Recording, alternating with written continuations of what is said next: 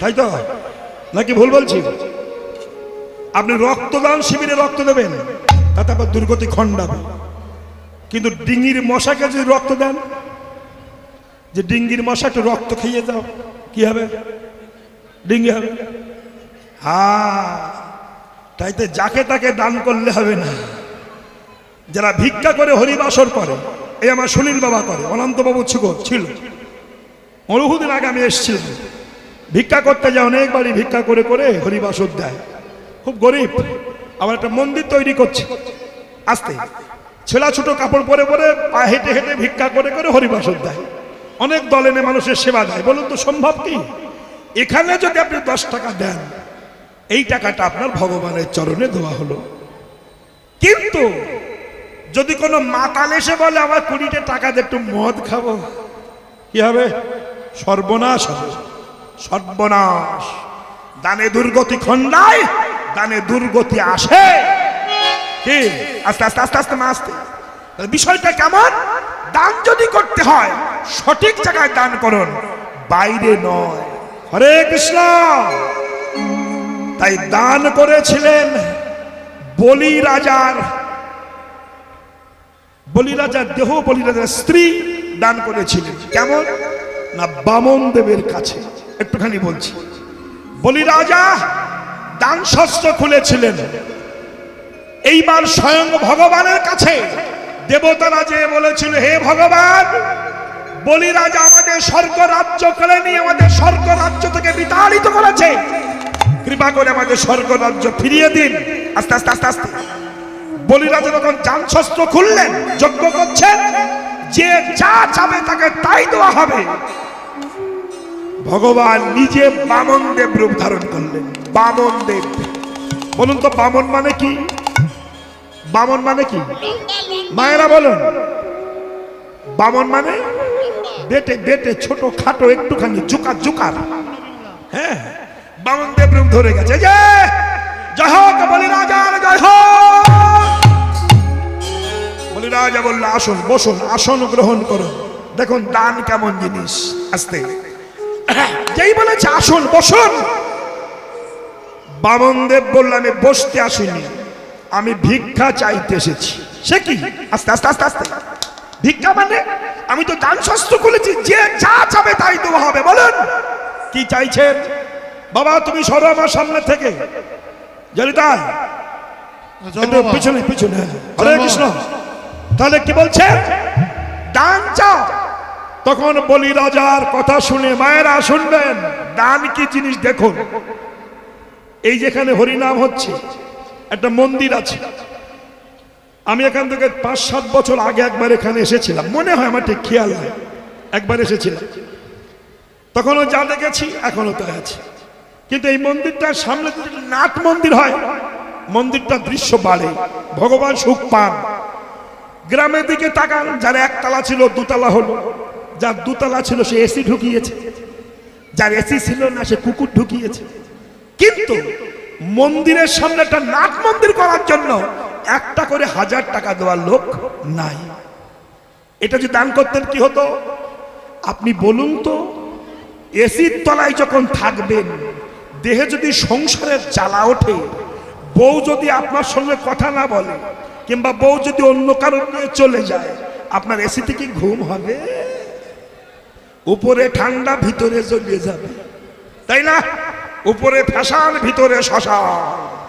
তাহলে মাগো, যদি কারেন্ট না থাকে এসির কোনো সম্মান নাই, তাই না? আবার যদি ফ্রিজে কারেন্ট না থাকে, ফ্রিজের কোনো সম্মান নাই। তেমনি যে সংসারে ভগবানের সেবা পূজা নাই, তার কোনো সম্মান নাই।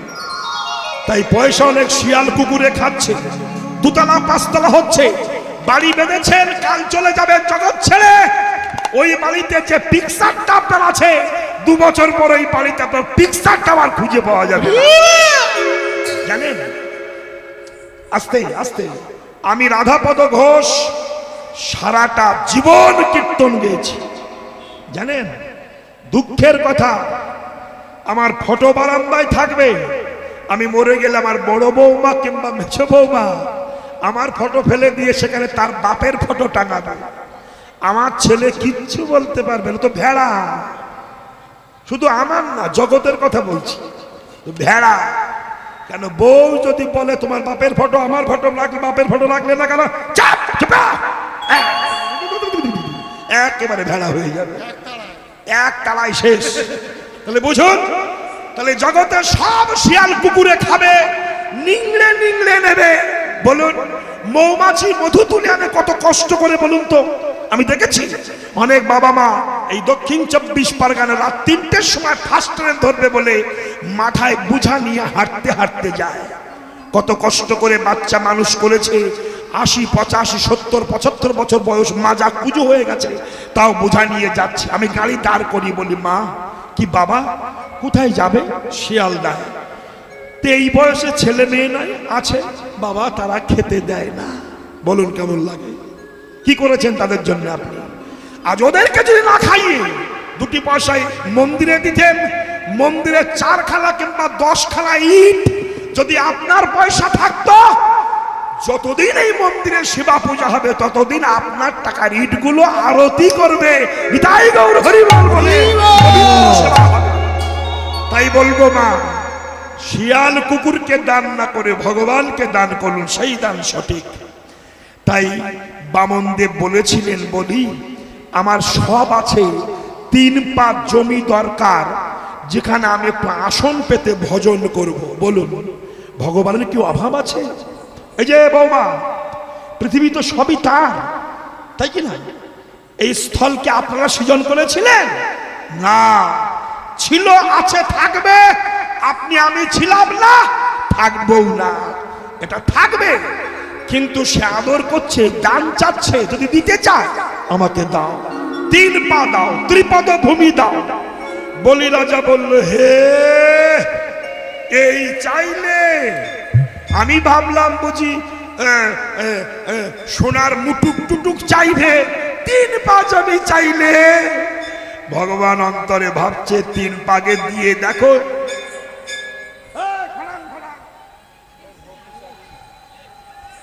হরে কৃষ্ণ।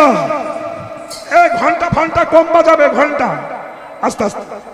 হ্যাঁ, অত ভক্তি দেখিও না, একবার দেখালে হয় না। তাহলে বিষয়টি কেমন? মহাজন মায়েরা, অহংকার। বলি রাজা ভাবলেন আগে 3 পা দাও, তারপর থাকে যদি দিও।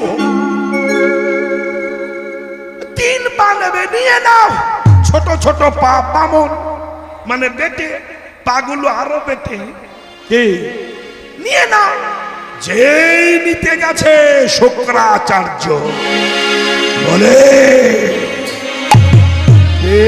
আমি তোমার গুরুদেব শুক্রাচার্য, তুমি খবরদার খবরদার রাজি হো না, দান দিও না। বলি বলল, গুরুদেব ত্রিপদ ভূমি নেবে, 3 পা নেবে, নিয়ে নিক না, ও তো ছোট ছোট পা, নিয়ে নিক। শুক্রাচার্য বলেছিল, তুমি দেখছো ছোট পা, কিন্তু পা ফোল্ডিং পা। ফোল্ডিং মানে ফোল্ডিং সাটা দেখো নি, টিপলে ঘষান করে লম্বা হয়, লম্বা হয়ে যাবে। ও হলো বিষ্ণু ভগবান। তখন বলি রাজা বলল, সে তো সৌভাগ্য, বিশ্ব ব্রহ্মাণ্ড যার কাছে ভিক্ষা করতে যায়, সে আজ ভিখারি হয়ে আমার দরজায় আমার যা আছে ফেলে দেবই পায়, নিয়ে না। যেই বলল নিয়ে না, সঙ্গে সঙ্গে ত্রিপদ ভূমি নিয়ে নিয়েছে। 1 পা স্বর্গে, 1 পা মর্তে, একটা মিডিল পজিশনে ঝুলছে ঝুলছে। বলুন তোমায় এই পাটা রাখবে কোথায়? সহধর্মিণী স্ত্রী, বলি রাজার স্ত্রী, নাম ছিল বিন্ধ্যাবলী। বিন্ধ্যাবলী বলল, প্রভু যা ছিল সব তো নিয়েছ, এখন আর দেওয়ার কিছু নাই। যদি পাখানা রাখতে চাও, আমাদের স্বামী স্ত্রীর মস্তকে রেখে দাও, মাথায় রাখো।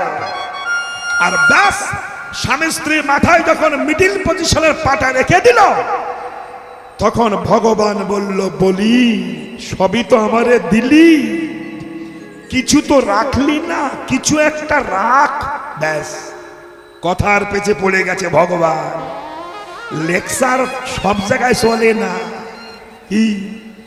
কথা এই জন্য বলে দুটো চোখ আর দুটো নাক, দেখবা শুনবা একটা মুখ, তো কথা কম কবা।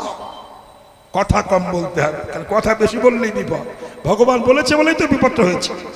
বলো তোমার তো কিছু নাই, তুমি কিচ্ছু রাখলে না, সবই আমাকে দিয়ে দিলে। বলো তুমি কিছু নেবে না, এই হয়েছে সর্বনাশ।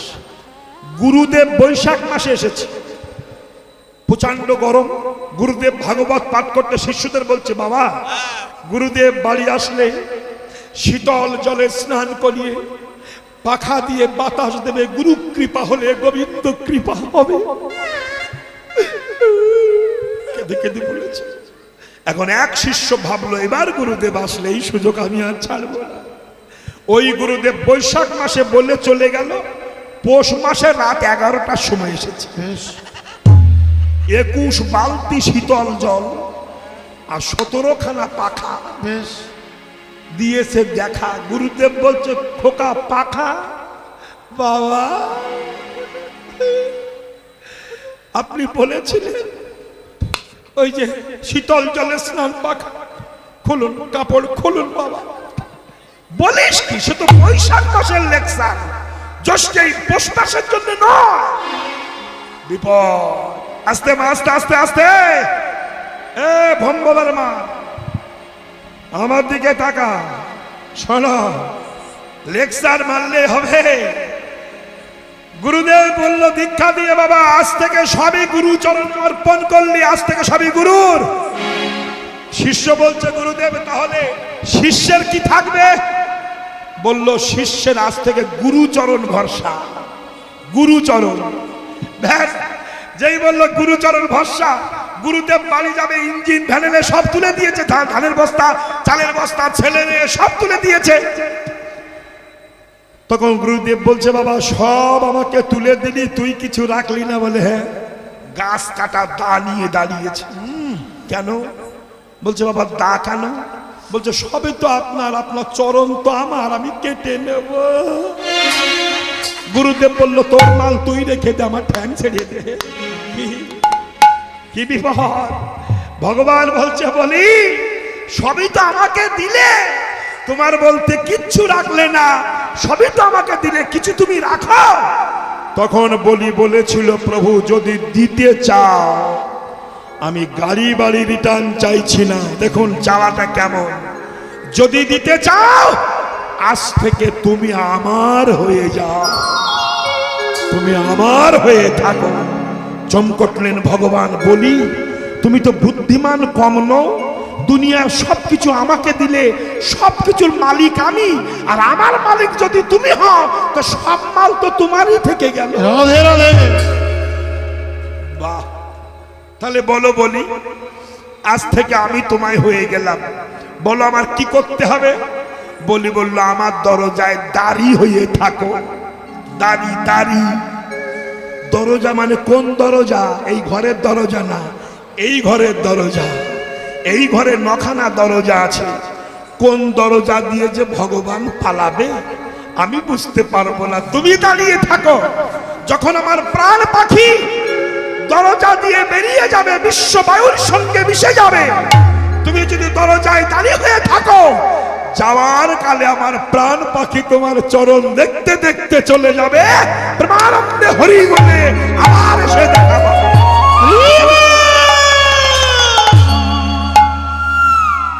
বলি রাজা ভগবানকে দাঁড়ি করে রেখেছে। মায়েরা বুঝুন, 1 সপ্তাহ বাড়ি যায় না ভগবান।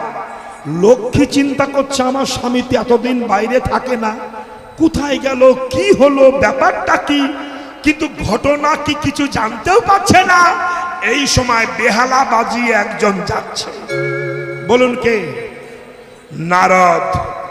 লক্ষ্মী বলল, নারদ মা, তোর বাবা কোথায় রে? নারদ বলছে, শোনোনি? বলে না তো। কি হয়েছে? বলে তার চাকরি হয়ে গেছে। কিসের চাকরি? Security guard. মাইনে কত? পেটে ভাতে। ফিরবে কবে? এ জন্মে আর ফিরবে না। লক্ষ্মী বলল, তাহলে আমার উপায়? নারদ বলল, তোমার উপায়? বলি রাজা 2 পায়ে যদি কৃপা করে ফেরত দেয়। লক্ষ্মী তখন ডুপ্লিকেট মেয়ে ছেলে হয়েছে, রেডিমেড মেয়ে ছেলে হয়ে বলি রাজার ঘরে গেছে, যেন বলি আমাকে চিনতে না পারে, আমি ছলে বলে কলে কৌশলে আমার স্বামীকে ফিরিয়ে আনবো। কিন্তু এমন ভাবে যাব আমি বলি রাজার কাছে গিয়ে ছলনা করে ধাক্কা লেগে পড়ে যাব, যাতে আমার মাথাটা বলি রাজার পায়ে যেয়ে লাগে। হ্যাঁ, কেন? যে ভক্ত ভগবানকে ভক্তির ডোরে বেঁধে দরজায় দাঁড়ি করে রাখতে পারে, অমন ভক্তের চরণ ধুলি ছাড়া আমি ভগবান ফিরে পাবো না। লক্ষ্মী মাতা ধীরে ধীরে অতি ধীরে কাছে যেয়ে ছলনা করে পড়ে গেছে, মাথাটা বলি রাজার পায়ে যে লেগেছে। এই যে লক্ষ্মীটা তো বলি চিনতে পারিনি, হাত ধরে তুলেছে, ওঠো বোন ওঠো, বোন বলে সম্বোধন করেছে। সেদিন পূর্ণিমা ছিল, যেই বোন বলে ডাকলো, লক্ষ্মী কাপড় ছিঁড়ে দাদা বলে হাতে রাখি পরিয়ে দিল। আর যেই রাখি পরিয়ে দিল, স্বামীকে কি করে নিচ্ছে দেখুন। তখন বলি বলছে, বোন তুমি আমার বোন হলে, যে লক্ষ্মীটা তো জানে না, তুমি বোন হলে রাখি পরিয়ে দিলে, তা তুমি যখন রাখি হলে আমি তোমার দাদা হলাম, আমাকে তো তোমার কিছু দেওয়া উচিত, বলো তুমি কি চাও। লক্ষ্মী বলল, দাদা যদি দিতে চাও তোমার দরজার দাড়িটা আমাকে ফিরিয়ে দাও। চমকটলেন বলি রাজা, মা কে তুমি? কে গো তুমি? কে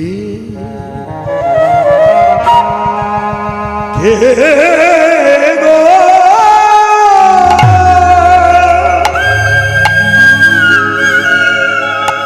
কে গো তুমি?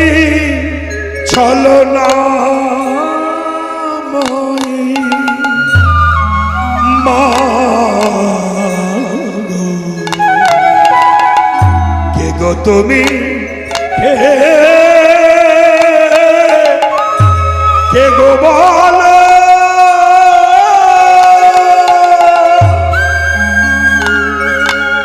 বলো বলো কে গো তুমি? কে গো তুমি? মা গো, ও গো আমার মা। কে গো? তাই বলো, হরি বল। উলধ্বনি বা উলধ্বনি।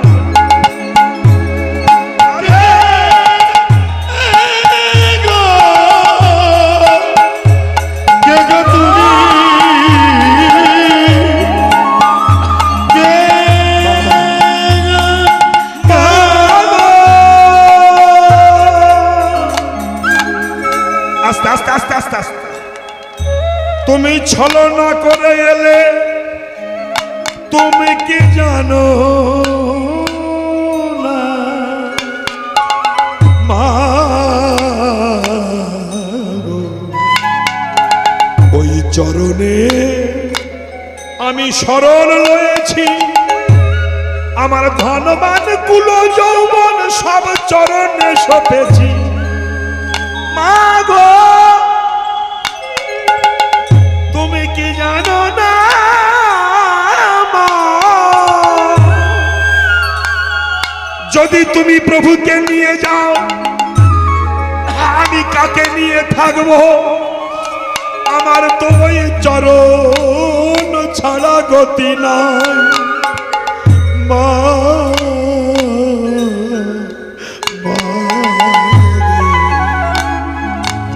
বেশ, আমি যখন বললাম তবে দিয়ে দিলাম, নিয়ে যাও। তবে একটা কথা রাখো, যাওয়ার কালে আমার দরজায় দুজনা যুগলে দাঁড়িয়ে থাকো, আমি নয়ন ভরে দেখব আমার জানা ধন্য করিব। এই কথা যেই বলিল, মা লক্ষ্মী নারায়ণকে নিয়ে যুগলে দাঁড়াইল, স্বর্গ হতে পুষ্প বৃষ্টি হলো, দেবীগণ উলধ্বনি করিল, ভক্তগণ হরিধ্বনি করিল, প্রেমানন্দে সবাই মিলে হরি হরি হরি হরি হরে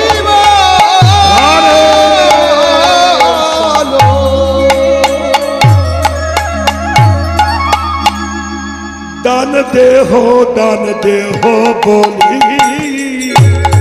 আমার গোরা ডাকে।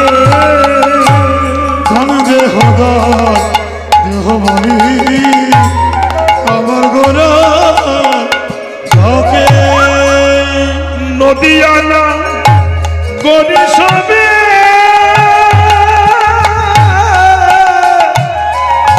পড়িল বিপাকে রে।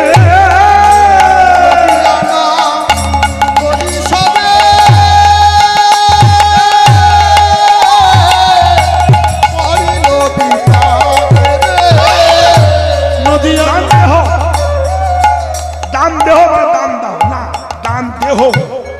দেহ দেহ দেহ এই দেহটা ভগবানকে দান করো, তাই তো? ভুল বুঝবেন না কেউ। কারটা দান করবেন? দেহ কি আপনার? বলুন, এ দেহ কি আপনার? আপনার কি চোখ? আপনার কি নাক? আপনার কি পা? ওসব বলবেন না, ভুল হবে। আস্তে আস্তে আস্তে, কিছুই আমার নয়, কিন্তু আমরা বিশ্বাসঘাতক বেঈমান। কেন জানেন? আপনি হসপিটালে ভর্তি হন, নার্সিং হোমে, 10 দিন আপনার নাকে অক্সিজেন দেবে, অক্সিজেন।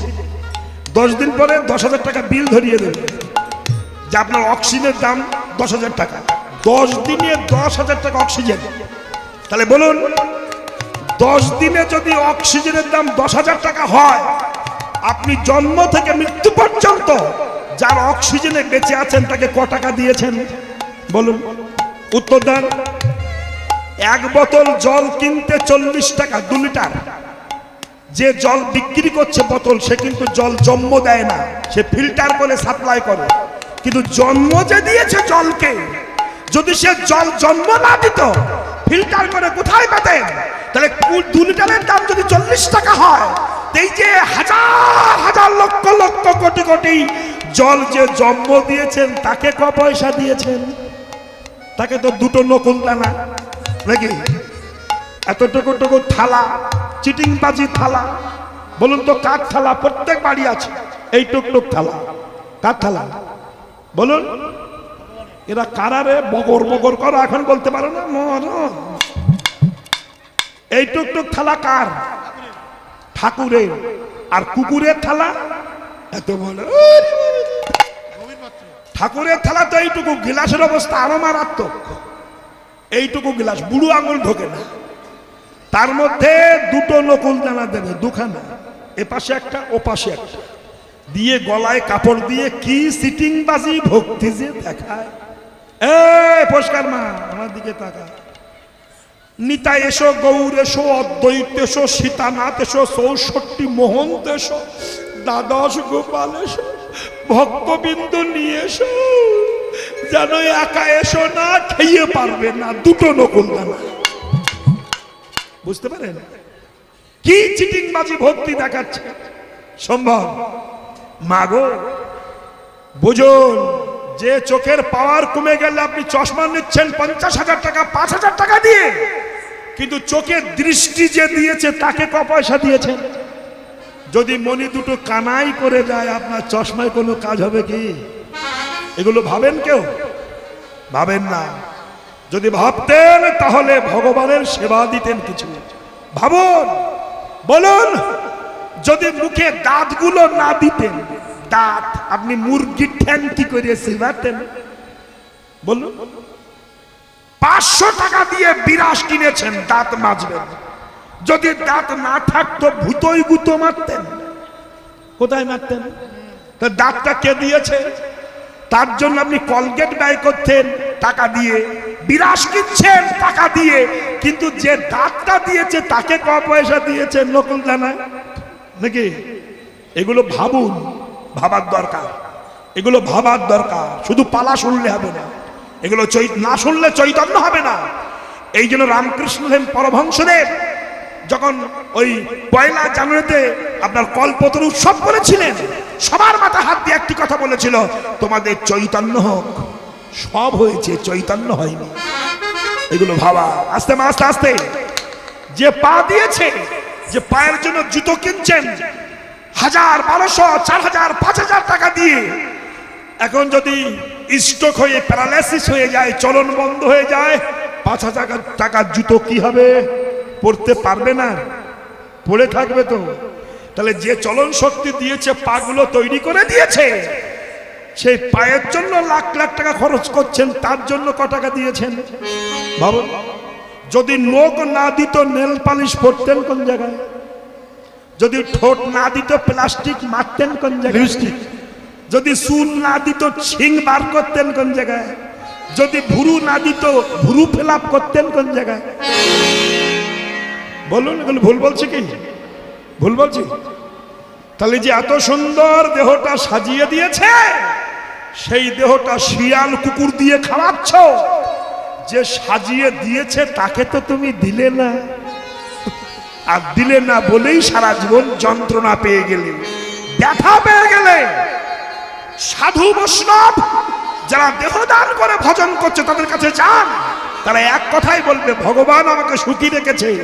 কিন্তু কোটিপতির ঘরে যান, বলুন কেমন আছেন, সে বলবে ভাই সুখী নাই। ব্যাংকে ভর্তি টাকা থাকলে সুখ থাকে না কি? অনেক টাকা আছে কিন্তু ছেলে কথা বলে না, বউ কথা বলে না, মাঝখানে পার্টিশন, কেউ খায় কেউ খায় না। এটা সংসার নয় মা। তাইতে দেহ দান, দেহ দান, দেহ দান, দেহটা দান করো। দান দেহ, দান দেহ বলি আমার গোরা ডাকে, দেহ দেহ বলি আমার গোরা ডাকে, নদিয়া নাগরী সবে পড়িল বিপাকে, নদিয়া নাগরী সব পড়িল বিপাকে। কার জিনিস কারে দাও? ভগবান কাছে নাও, ভগবানের কাছে দাও। ভগবান তোমার জন্য রেডি। এই নাচবো, শোনো, ভগবান তোমার জন্য রেডি, তুমি নাও না, এটাই ঘটনা। সুখ দুঃখ দুটি ভাই, যে যাকে নিমন্ত্রণ করে সে তার বাড়ি যায়। সবার সেন্টিমেন্ট আছে। অনেকে বলে আমার দুঃখ ছাড়া হয় না। তুমি দুঃখকে নিমন্ত্রণ করেছো তাই দুঃখ হয়েছে? তুমি সুখকে ডাকোনি তাই সুখ আসেনি? তুমি বেদনা রোগকে আহ্বান করেছো। যখন যৌবন ছিল, অমাবস্যা পূর্ণিমা মাননি, স্বর্গরু খেয়ে গেছে, চুল্লু খেয়েছো, 3X ব্র্যান্ডি খেয়েছো, তোমার রোগে রোগাক্রান্ত হয়ে গেছে। শিশু পশুগুলো ভোরবেলায় জেগে ওঠে আর তুমি 10টা পর্যন্ত শুয়ে থাকো, তোমার রোগ হবে না কার হবে? হ্যাঁ, ভগবান দেন, ভগবানই নেন। ভগবান বলছে আমি দিই, কিন্তু মানুষ নেয় না। তা এক বৃদ্ধ ব্রাহ্মণ, তাহলে একটা ছেলে আছে, বউ আছে, বুড়ি আর বুড়ো আর ছেলেটা বড্ড ভিখারি, ভিক্ষা করে খায়। তা দুর্গা বলছে শিবকে, ওগো স্বামী, ওই যে ব্রাহ্মণ অতিরিক্ত বুড়ো, থুরথুরে বুড়ো, ভিক্ষা না করলে হয় না, তুমি কিছু দিতে পারো না? শিব বলছে দিলে নেয় না। দুর্গা বলছে দিলে আবার নেয় না। এমন লোক পৃথিবীতে আছে নাকি? আছে মা, দাও দেখিনি। তখন শিব বলল তাহলে দেখো। এইবার বুড়ি বুড়ো ভিক্ষা করতে যাচ্ছে, যাচ্ছে কিন্তু রাস্তা দিয়ে একটা স্বর্ণ বল, ক্রিকেটের মতো একটা বল, সোনার বল ওর সামনে ফেলে দিয়েছে। দুর্গা ভাবলো আর ভিক্ষে করতে হবে না, ওই বল পেলেই বিক্রি করলে সংসার চলবে। ঠিক বলটা সামনে যাওয়ার আগে বুড়ো মনে মনে ভাবছে, সারা জীবন পথে হাঁটলাম, কিন্তু কানারা কি করে হাঁটে দেখলাম না, বলে চোখ বন্ধ করে দিচ্ছে, দিয়ে হেঁটে গেছে। শালা সোনার দলা পড়ে গেছে। শিব বলছে দেখলে, দিলেও নেয় না, স্বাভাবিক। এখন দুর্গা বলল তোমার দুয়ার মধ্যে সিটিং বাজি আছে, নেবে না কেন? আমি যাচ্ছি। দুর্গা বুড়ি রূপ ধারণ করে বুড়ি হয়ে ওই বুড়োর বাড়ি গেছে। বাবা বামুন ঠাকুর, এই যে দুর্গাটা তো জানে না। বুড়ো বলল কে মা, তুই সেই নেবে না, তোরা খুব দরিদ্র, তাই আমি এসেছি। গত রাত্রে স্বপ্ন পেয়েছি তোদের গ্রামে পুকুর আছে, ওই পুকুরে ডুব মেরে তোরা 3 জনা মনস্কামনা করে যে যা চাইবি, বাবা শিব তোদের মনোবাসনা পূর্ণ করবে, বলেই সে বুড়িমা ফকাট করে উড়িয়ে গিয়েছে। এইবার বুড়োর ভোল্টেজ বেড়ে গেছে। সকালবেলা দেখুন, দিলেও নেয় না। 3 জনা 3 রকম চাইলে হয়। আমার 50 বিঘে বাড়ি দাও, জমি দাও, 5 তলা ঘর দাও, আর 1 কোটি টাকা ব্যাংক, বললে 3 জনা 3 রকম হয় না। বুড়ো হয়েছে কিন্তু হুড়ো মারা দোষ এখনো যায়নি। ও বুড়ো আর বুড়ি আর ছোড়া মানে ছেলে 3 জনা পুকুরের ধারে গেছে। তখন বুড়ো আগে ডুব মেরে বলছে ঠাকুর ওরা 2 জন চাইবে, আমার বুড়ির দাঁত উঁচো কালো, সারাটা জীবন আমি ওই ঝাঁটার কাঠি নিয়ে সংসার করে গেলাম। ঠাকুর আমি ডুব মেরে বলছি আমার বুড়িকে হেমা মালিনী করিয়ে দাও। আর ডুব মেরে যেই উঠে দেখে সেই বুড়ি কষি হয়ে হেমা মালিনী হয়ে, মনে হচ্ছে এক্ষুনি বিউটি পার্লার থেকে সিং টিং বার করে এসে দাঁড়িয়েছে, লেহেঙ্গা পরা মেহেন্দি পরা। বুড়ি আর বুড়ো আর বুড়োর জায়গায় নাই, বুড়ো নাচে এরকম দেখি নাই। এমন সময় এক নবাব, মুসলমান নবাব, ও তরবারি নিয়ে ঘোড়ার পিঠে উঠে যাচ্ছিল। দেখে সুন্দরী একটা মেয়ে, ও ভকাট করে তুলে নিয়ে চলে যাচ্ছে। বুড়ো দেখলো ও সর্বনাশ, আমার বুড়ি হেমা মালিনী হয়ে গেল, লোকে নিয়ে গেল, কি হবে উপায়? মুসলমান তুলে নিয়ে যাচ্ছে। তখন বুড়ো, দেখুন দিলেও মানুষ নেয় না, তখন বুড়ো ছেলেকে বলছে, খোকা তুই ডুব মেরে ঠাকুরের কাছে বল। কি? ও তো মুসলমান, তোর মাকে নিয়ে যাচ্ছে। মুসলমানেরা শুয়ারকে হারাম ভাবে, শুকরকে হারাম বলে, তো তুই ডুব মেরে বল, ঠাকুর শিব আমার মারে শুয়ারের বাচ্চা করিয়ে দাও। ও ডুব মেরে বলেছে, ঠাকুর শিব আমার আরে শুয়োরের বাচ্চা। আর ওই ওই সেই হেমা মালিনী সত্য শুয়োর হয়ে এই বগলে তারা ঘটার ঘটার ঘটার। ও তো মুসলমান নবাব, দেখে শুয়োর তুবা তুবা করে ফেলে দিয়েছে। বুড়ি তখন শুকর হয়ে লেজ নাড়িয়ে বুড়োর কাছে ঘুরিয়ে বেড়াচ্ছে। এখন বুড়ো চাওয়া শেষ, ছেলের চাওয়া শেষ, শেষ তো। বুড়ি তখন শুকর হয়ে ঘুরিয়ে বেড়াচ্ছে, কষি কষি লেজ কুড়ুং কুড়ুং করে বেড়াচ্ছে। তখন বুড়ো বলল, তুই কি চাবি চা? ওই শুকর হয়ে বুড়ি ডুব মেরে বলছে, ঠাকুর আগে যেরকম ছিলাম ওইরকম করিয়ে দাও। আবার সেই দাঁতি সমাল হয়ে গেছে। কি হবে? ভগবান বলছে দিলেও নেয় না, এই মানুষ এমনই। তাই যাই হোক মা, ভগবান আমাদের দিচ্ছেন দুহাত ভরে, আমরা নিতে পারছি না, এটি দুর্ভাগ্য। তাই দান দেহ বলি গোড়া ডাকে, নদিয়ার নাগরী সব পড়েছে বিপাকে। কৃষ্ণ অবতারে আমি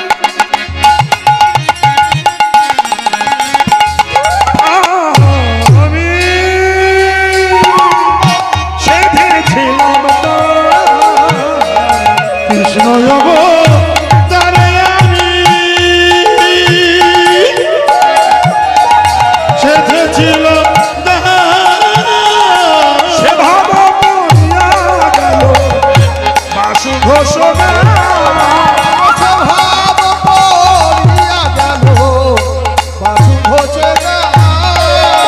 সে ভাব ফিরে গেল বাসু ঘোষণা। দেখো পুরব লীলা মনে পড়েছে, আমার আমার গৌর হরি। আমার আমার গৌর হরি পুরব লীলা মনে পড়েছে। পুরব ভাবে বিভোর হয়েছে, পুরব লীলা পুরব ভাবে বিভোর হয়েছে। প্রেমানন্দে হরি প্রেমানন্দে হরি বলো। পুরব লীলা মনে হয়েছে। বাসু কহে মনের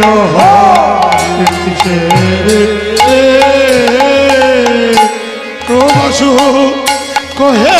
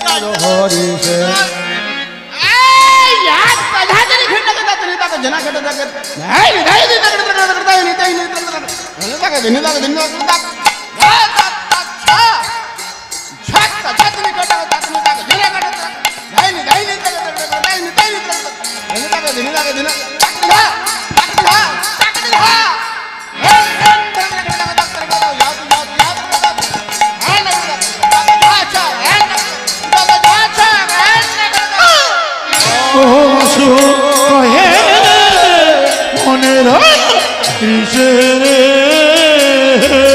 বাসু তাই ভাই ভাই মনের হরিষে বাসু কহে মনের কিসে বাসু কহে মনের হরিষে বাসু কহে মনের হরিষে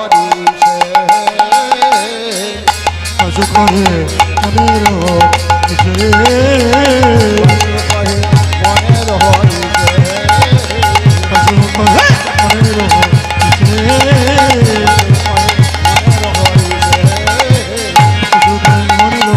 তাই গৌর বিমানন্দে হরি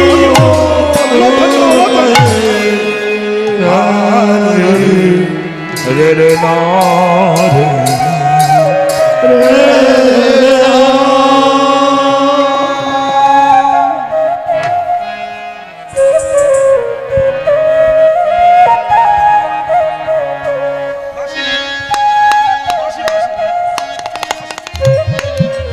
বাসি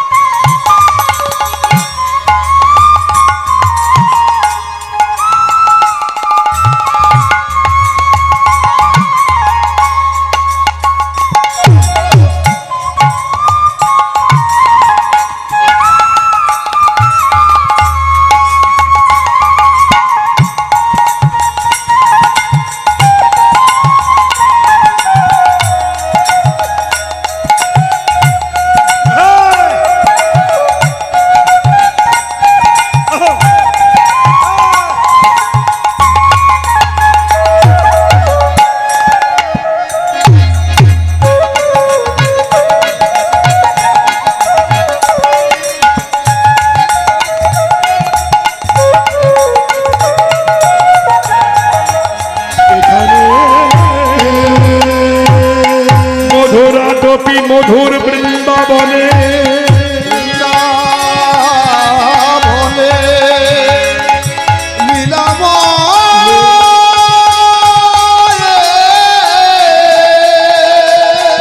একটি মধুর লীলা কৃষ্ণের যাতে তো খেলা সর্বোত্তম নরলীলা নর বপু তাহার স্বরূপ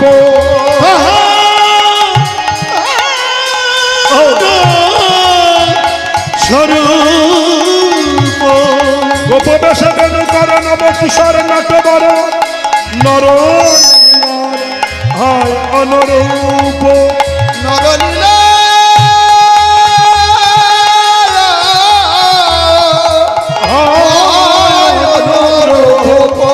এখানে সবার চরণে আমি করি কোটি নমস্কার নমস্কার সবে মিলে চরণ ধুলি দেহ মস্তকে